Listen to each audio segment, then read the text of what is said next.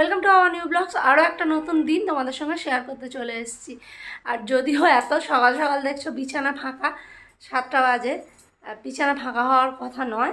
Actually আমরা এই ঘরে শুইনি, কারণ আজ 3-4 দিন ধরে আমরা এই ওপরে ঘরে শুচ্ছি না।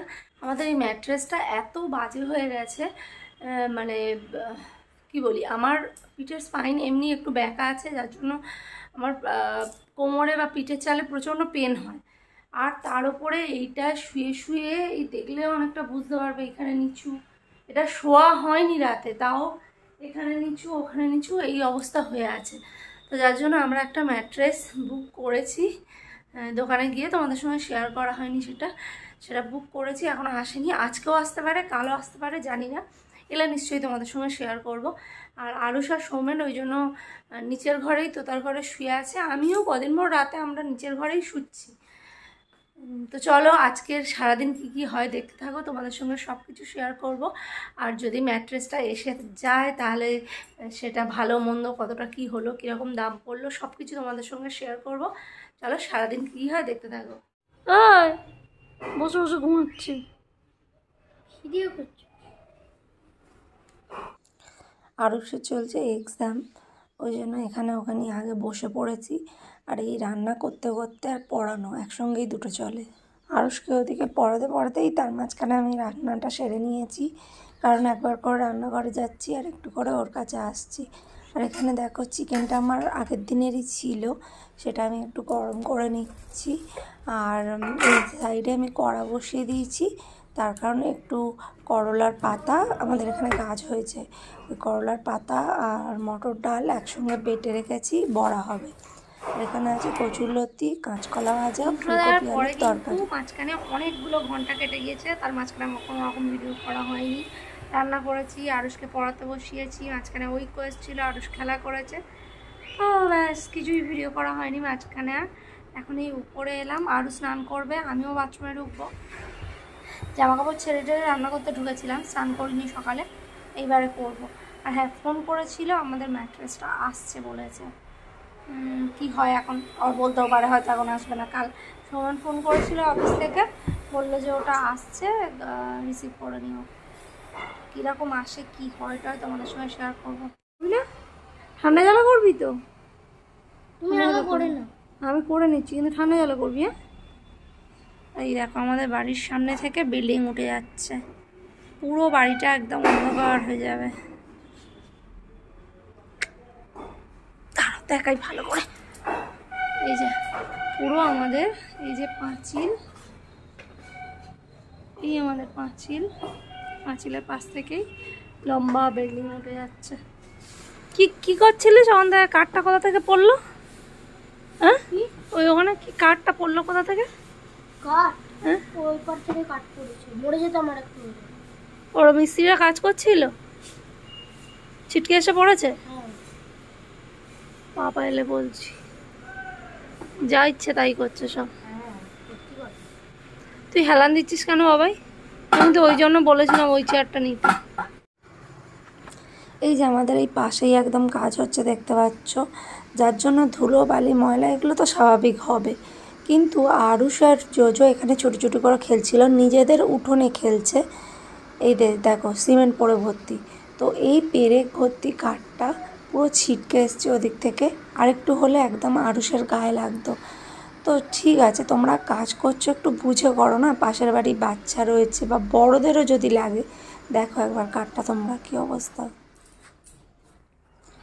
চলে এসছে ম্যাট্রেসটা, তো ওপরে কিন্তু ওনারা তোলেনি, নিচে রেখে গেছে। এবারে এটাকে তুলতে হবে ওপরে, যেটা সৌমেন না এলে সম্ভব নয়।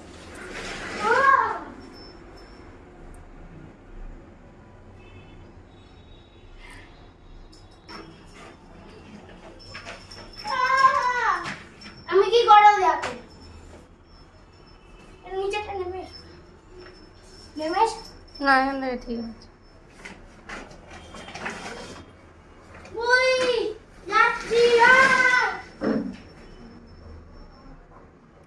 চলে ঘুম থেকে উঠেই কাজ শুরু করে দিয়েছে, সৌমেন এখনো ফেরেনি, ফিরলে ওটা ঘরে আনা হবে আর কি, ঠিক করা হবে, কারণ প্রচণ্ড ভারী, ওটা আমাদের আনা কাজ নয়।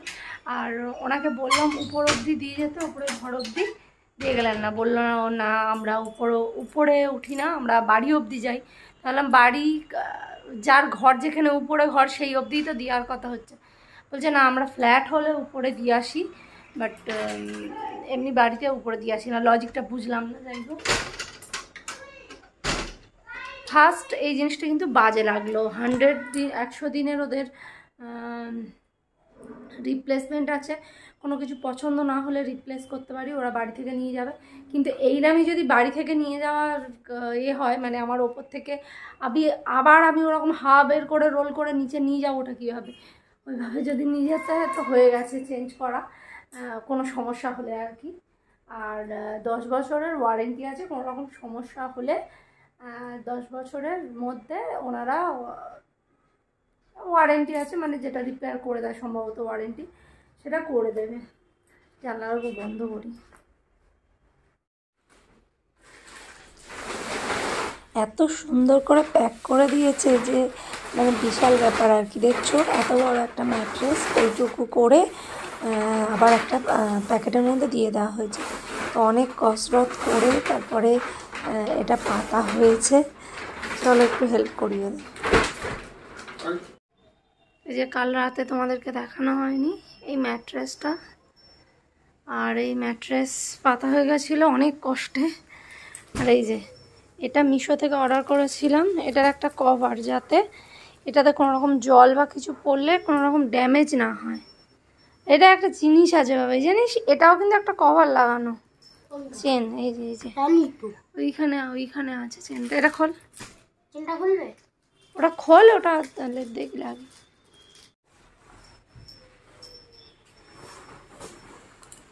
ভিতরটা দেখি, এখানে রাখ। একটা এই প্লাস্টিক দেয়া, আর এই একটা কটন, এই একটা কটন মানে ওই টাওয়ালের কাপড়ের টাইপের না। চলো পা তো দেখি। তুই কি বিছানায় টয়লেট করিস?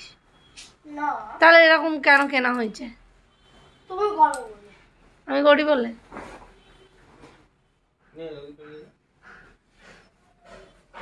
আর একটা প্লাস্টিক ফেলে দে, ওইটা সরিয়ে দে। এই কভারটা কিন্তু ভীষণ সুন্দর লাগলো।